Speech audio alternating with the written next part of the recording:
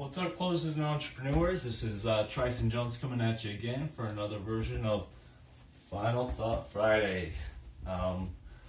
Today I want to talk to you about a problem that I have seen in the marketplace for a very long time, and I've foreseen the repercussions of it.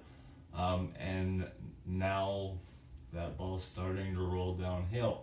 So it doesn't cause fear for me, but it's affecting the marketplace that I'm in, which ultimately is a positive thing, but it will take some transition. And I wanted to talk to you about what led to the problems that we're looking at and the transition that we're having to make that could have been fixed and nipped in the bud in the very beginning. Which is the problem of not providing real value to your market or to your customers. The bottom line is a market that does not deliver value is not sustainable. Think about it. If you're not delivering value, you sell your product over the course of 1 year, 5 years, 10 years. Eventually, people are going to hear that your product does not provide the value that your customer would expect, and people are going to stop buying from you. So if you want an unsustainable business, don't provide value. Lie to people. Go for the switch and bait approach. If you want a sustainable business, then put in the work up front to provide some value so that you can have the results long term. Tony Robbins says your success in business or in life or in general will be in direct proportion to the value that you can add to others' lives or to your customers. That quote is very powerful. It's very true.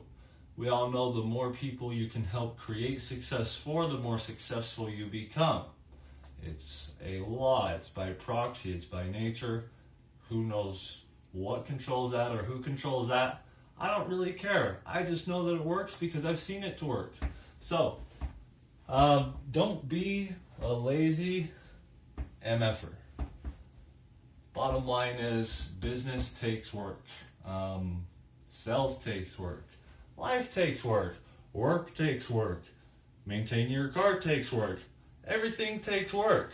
So quit being lazy, because everything you do in life is going to take work, and all you're doing is making that work harder on yourself by, sitting there and thinking about how bad it's going to be when you do it. So just do the work. Do the work. Don't be a lazy MFer. Secondly, don't look for the quick fix. This is half the problem, is consumers are looking for the quick fix. Business people are looking for the quick fix. You put those two together, and you've got a business person that can get a consumer to buy into the quick fix to give the business person the quick fix, and that perpetuates a cycle that's led to problems.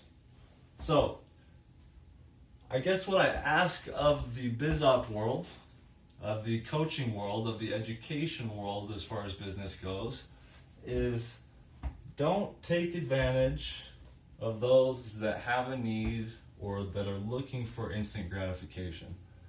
Please, please don't take advantage of those people. If anything, the best thing that we can do for those people is give them a realistic expectation and idea of what it's going to take to do what they want to do. So this has got to stop. It's going to stop, whether we stop it ourselves or the authorities have to come in and stop it for us. Quit taking advantage of people looking for instant gratification. It's not a sustainable business, and all it does is cause problems for your customer, for you, for the salespeople, for the sales floors, partners, publishers, everyone involved in this whole process you're causing problems for. So stop, please. My last and final thought is do the damn work. If you research any successful business person, anyone you look up to, you may think, you know what, I never heard of that person, then one day they just blew up. That's not how it works. If you do the research, most successful people put in years and years of work, of thought. They go through years of trial and error. They go through years of research and development. They go through money. They go through time. They go through resources. They go through struggles with their home life because they're struggling to start a business.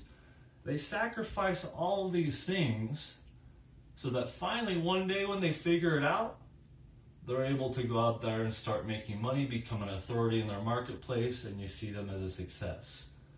Now, just because you didn't see what happened in the 5 years leading up to the one night that you saw that person change from struggling to being successful, you didn't see all that.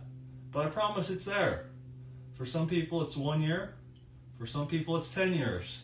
For some people it could be shorter. For some people it could be longer. But anybody who's successful put in the work, they persisted, they committed, they didn't give up, they went through the trial and error, they lost some money, they lost some time, they struggled, they sacrificed to get to where they want to be. If you're not willing to do that, go work for somebody else. Work a 9 to 5, make them rich because they were willing to. If you are willing to do that, great. Just don't go into business looking for the quick fix. You and I both know it's not out there. Let's start relaying to the general consumer that it's not out there, and let's weed out the people that really shouldn't be going into business or trying to go into business, and start attracting the ones that should. So that's my thought for this Friday. Finish out your week strong. Thanks for tuning in. Follow my blog at sellerbesoldblog.wordpress.com.